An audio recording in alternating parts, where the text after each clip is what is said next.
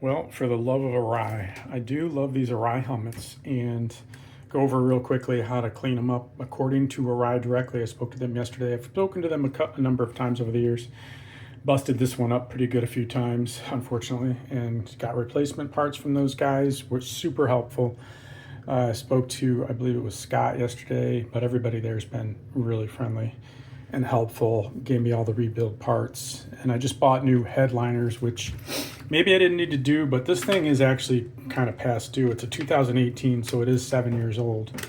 And they say replace your helmet every 7 years. But here's the deal on what Arai told me.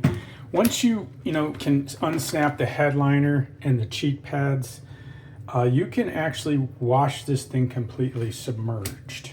And what they tell you to do, I'm just using lukewarm water, cold water mostly. You can see my trim is falling off. I'm going to glue that back on. My favorite glue, as you guys may know, is 3M 5200. But I don't know if I have any of that today, so I do have another one I'll use. Anyway, take the headliner out and the cheek pads and the strap pads. Try to remember which way they go. But most of them are labeled. But I'll show you what I did. You just basically soak them in the sink or in a bucket. I did the kitchen or the bathroom sink, and here's my cheek pads. See, they have left and right on them, so those are handy. And I just washed them in the sink, submerged in water. Here's the covers for the cheek pads, and here's the headliner, as you can see, that snaps in and out. So soaked, and then they say use your favorite shampoo. Obviously, I didn't use one with conditioner or anything, but I just had some natural shampoo. And I did kind of the rinse twice, get the sand and dirt out and sweat. And then I did the shampoo wash, squeezing everything by hand.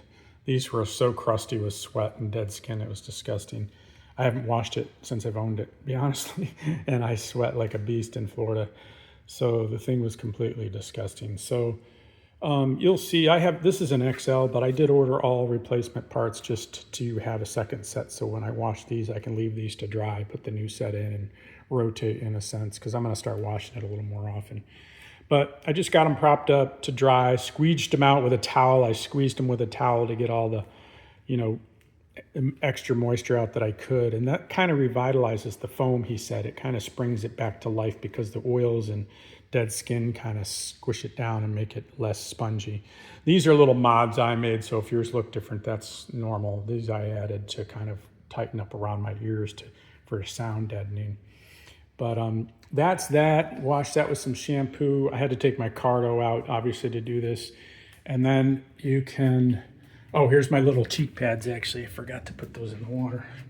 These are the strap pads. They are a little different, so I did use a knife to mark one, like an L for left. They might have a tag on them somewhere, but I couldn't find one. But a lot of the stuff does have tags. So this was all crusted with sweat. Yours probably maybe is too. Gets all stiff and stuff. So I'm soaking that. I'll soak these cheek pads. You can see all that dead skin and sweat oil. And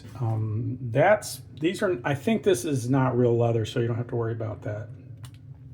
So this, like I said, I'll re-glue back on, and I'll be kind of reconditioned. And this little liner came off, but I think I don't even know if I'll use adhesive on that because the headliner goes over. I might just use a little bit of double-sided tape. I don't want to put too much bulk in there, but it should be fine.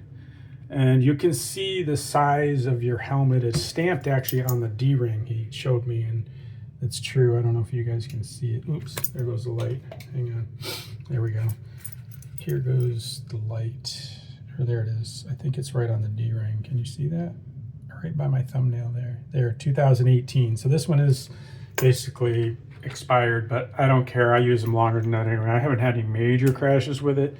A couple good thumpers where I shattered some parts off this stuff, but and actually smashed off the face thing. Yeah, that was an uncomfortable one. Anyway, that's how you take care of these babies. They're so darn expensive, as you know. I mean, these are basically $1,000 now.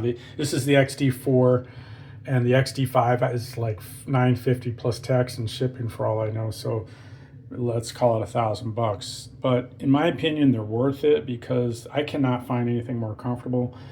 and obviously safety is important, but they do have good replacement parts, good support. I mean, there's a few engineering flaws in my opinion. They could be better ventilated. This is pretty cumbersome, you know, to take off and, you know, kind of mess with your visor or whatever. It's hard to clean the visor, things like that. But overall, I love the helmet. Comfort is number one for me. And but anyhow, just thought I'd give you that heads up. Just go right to Arai's website. I love those guys, and you can order all the pads and replacement stuff, parts and pieces that you need, and they'll walk you through repairing it too. They'll even FaceTime with you to repair it. I hope that helps you guys. Again, this is Arai XD4 major cleaning and kind of reconditioning. Talk to you guys later. Take care. Appreciate any likes and subscribes. Down below, I'll put a link to Arai's site. Take care.